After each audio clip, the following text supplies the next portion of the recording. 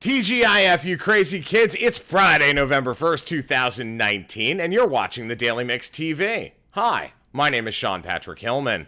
Dress Barn has begun the final stages of its planned wind down, but the brand is not going away completely.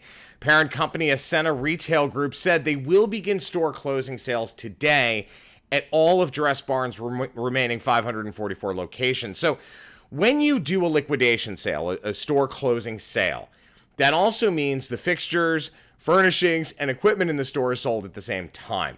So I don't know if any of you have ever been to a store closing sale, but it's very interesting to watch over the course of the period between now and, let's say, December 26th, when all of these stores should be closed for Dress Barn. It's very interesting to watch the progression of shelves emptying, shelves being sold off, those kinds of things. Ascena Retail also announced that it sold the intellectual property rights of Dress Barn to a subsidiary of Retail E-Commerce Ventures and has begun the process of transitioning its e-commerce business to that company. DressBarn.com will launch with a new platform and look on or about January 1st. Ascena, whose other banners include Ann Taylor, Loft, Lane Bryant Company, and Justice, did announce in May that it was planning to liquidate Dress Barn and close approximately 650 stores. You know, folks, whenever you've got a soft spending period, okay, and we went through this last month, it's been a seesaw routine. It's a roller coaster routine, where one month, consumer spending is high, the next month it's absolutely in the basement. What you have to be careful of is not to react, or rather overreact, when the news media or the government says that consumer confidence is down. That could only be a temporary issue related to the month or to a specific event. That doesn't mean it's a long-term issue. It's not like we're in Hong Kong where you've got all of the protests and basically what became a forced recession, which began earlier this week.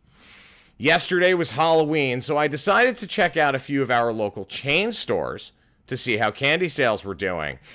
It's frightening to me that virtually every Duane Reade still has tons of Halloween-based candy. As you can see from these photos, which were taken at 4 o'clock yesterday afternoon, there's a snowball's chance in hell that these stores have done well with their Halloween program. And candy is one of those consumer packaged goods products that you can't return to a manufacturer for failure to sell, especially if it's a promotionally driven package. So when you look at Halloween, you look at candy corn, the Hershey's special packs, all of those combo bags that have many different chocolate or candy types in it, you can't return those to the manufacturer. So what do? What happens to that candy? Well, Duane Reade has to take a loss on the products as they'll begin to discount them. So usually they start sales today, the day after Halloween, at about 25%. Then in a few days, they roll down to 50% and then 75% shortly thereafter on whatever's left over. This is very typical of promotional products. But the issue at hand, and when I say promotional products, it's those items whose packaging is specific to holidays, like Halloween, Christmas, and so on. Those products cannot be brought back into inventory for general sale. They need to be discounted. There are one or two brands, like Dove does this often with their chocolates, where they'll do a package for promo for holiday that's close enough to general packaging that if it's not sold during the promotional period, they can actually just pivot right over into a different SKU so that it's part of the general inventory in that store and the store isn't taking a discount. Now, the issue at hand isn't whether or not you have inventory left over. It's the amount of inventory you have left over. And I can tell you, by what I saw yesterday, it looks like Halloween was a bust. Facebook allegedly discriminated against women and older people by not targeting them with financial service ads on its platform. This is according to a new complaint. It's a proposed class action lawsuit that was filed this week in a federal district court in San Francisco. It states that the tech giant did not prevent advertisers from excluding people based on age and gender from seeing advertising for services like bank accounts, loans, financial services, investments, those kinds of things. Facebook did say it's reviewing the complaint. Here's the problem. Facebook has a very powerful targeting platform. That's one of the reasons why it's so popular with marketers. But now that we're in this politically correct on steroids era in the history of this country, you've got a lot of people that are reacting to things that, frankly, are just a normal course of business. If a company wants to target a specific age or gender or demographic for their products because they feel they're the most applicable, I'm sorry, I don't believe there's anything illegal with that or anything wrong with that. After all, marketers have been doing it for decades, if not more. All right, Authentic Brands Group has in fact won court approval to buy Barneys, a ruling that will likely result in the closing of most of the chain stores and the loss of more than 2,000 jobs. Last night, it came out that there was a gentleman who used to work for Barneys. He was putting together an investment group that included people like Abby Rosen. And unfortunately, he just wasn't able to finish his, quote, Save Barneys campaign. That's what he was trying to do, raise enough capital to buy it. Unfortunately, that didn't work out, and he bowed out. So it does, in fact, look like Authentic Brands Group is going to be the owner. The problem with that, with what's going on with ABG, great company, stunningly brilliant people who work there. When it comes to licensing, it's a very different business than normal retail or normal course of consumer interaction. So when you get into something like this, after Barneys filed for bankruptcy protection back in August, ABG jumps in at the last minute, Authentic Brands Group, and it looks like they're actually going to end up licensing out the Barneys name to a store within a store concept at Saks Fifth Avenue, who's having their own sales challenges right now. So I hope I'm wrong. I mean, ABG is a brilliant company.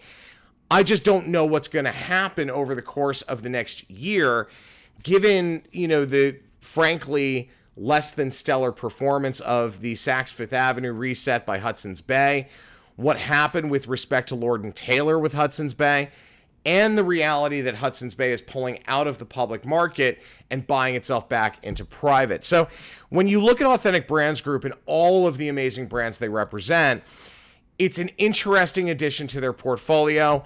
I just don't know that that's going to be good for the actual name Barneys and those Barney fanatics. Originally airing as a special in 1989 and later turning into a series in 1990, this Flashback Friday is for you. We've got laughs from coast to coast to make you smile. A real life look at each of you to capture all that style. You're the red, white, and blue. The funnest things you do. America, America, this is you. Stories from your friends next door, but they never told. You might be a star tonight, so let that camera roll. You're the red, white, and blue. All the funnest things you do. America, America, this is you. That's right. America's Funniest Home Videos was hosted by Bob Saget for the '89 special and the first 8 seasons of the series. After Saget's retirement in '97, John Fugelsang and Daisy Fuentes later took over as co-hosts for its 9th and 10th seasons. Now, after 2 years of being shown as occasional specials and hosted by various actors and comedians, ABC brought the series back on Friday nights in 2001 with Tom Bergeron, who did become the series' longest-serving host for 15 seasons. Bergeron announced in 2014 that he was going to be leaving as host, and Alfonso Ribeiro took over in 2015.